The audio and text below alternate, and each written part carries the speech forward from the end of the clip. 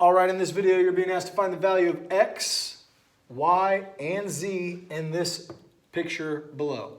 So we've got a rhombus. They tell us that in the problem, and we know that a rhombus is also known as a parallelogram. And one of the properties of parallelograms is that the opposite angles are equivalent. So this is the exact same angle as this. This measure of the angle is the exact same measure of this angle up here. Same goes for these two right here. This angle is the same as this angle as far as their measure goes. Okay, so with that knowledge, we can use algebra to solve this information. So our geometry is understanding the properties of a rhombus, okay? And then our algebra comes into play when we say negative y minus 7, this is equal to that. So I just write down an equation. Negative y minus 7 equals 92. Now I can use inverse operation to solve for y.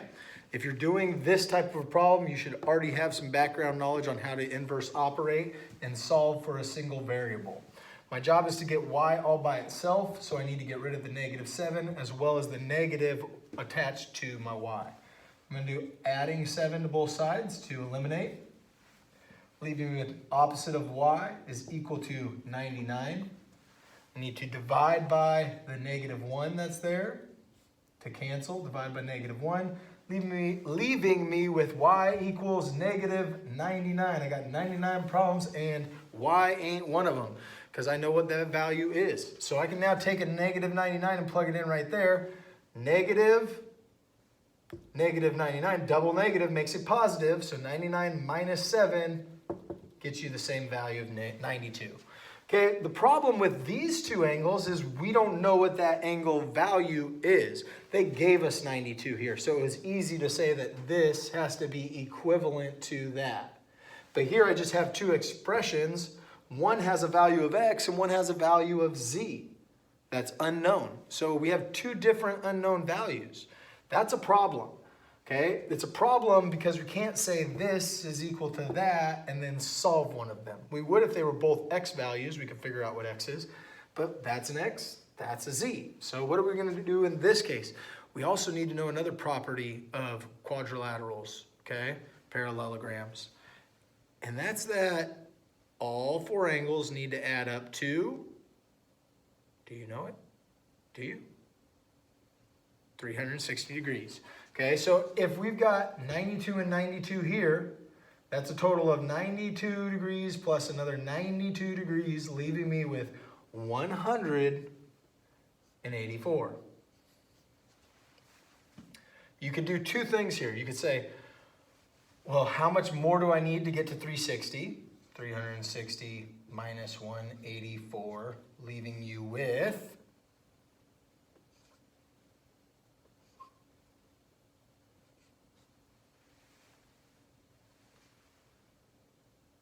no, wait, what am I doing here? Sorry, 184. It's going to be 176. Okay? Sorry about that.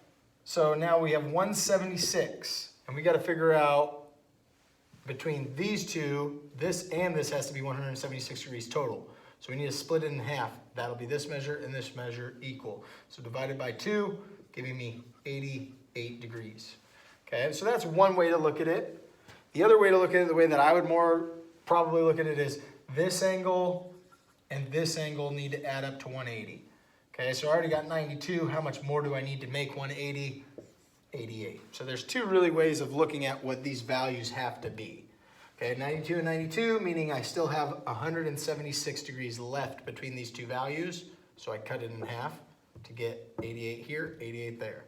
Or this angle and its adjacent angle have to add up to 180. So I said 92 plus what makes 180? And that answer is 88. Okay, so now that we know that this angle is 88 degrees, we're going to write an equation for it. Negative 9z minus 2 equals 88. And now that we know that this angle up here equals 88 degrees, we're going to write an equation for that. 6x minus 2 equals 88. We're going to solve each of these, and then we'll have our value for y, our value for x, and our value for z. Two-step equation, add 2, 6x equals 90, divided by 6, x would equal 90 over 6, which would be 15. And z is going to come out to plus 2, giving me 90 equals negative 9z. Divide by negative 9, divide by negative 9. Positive divided by a negative is a negative, and 90 divided by 9 is 10. My three values for y, x, and z, let's go in order. X, 15, y is negative 99, z is negative 10. Things you need to know in order to solve this problem. You need to know that opposite angles are equivalent to one another in a rhombus. You need to know that adjacent angles add up to 180, or all four angles should add up to 360 degrees. And you need to know how to solve two-step equations. Other than that, those are the skills needed in order to solve a problem like this. Study hard and good luck on your upcoming test.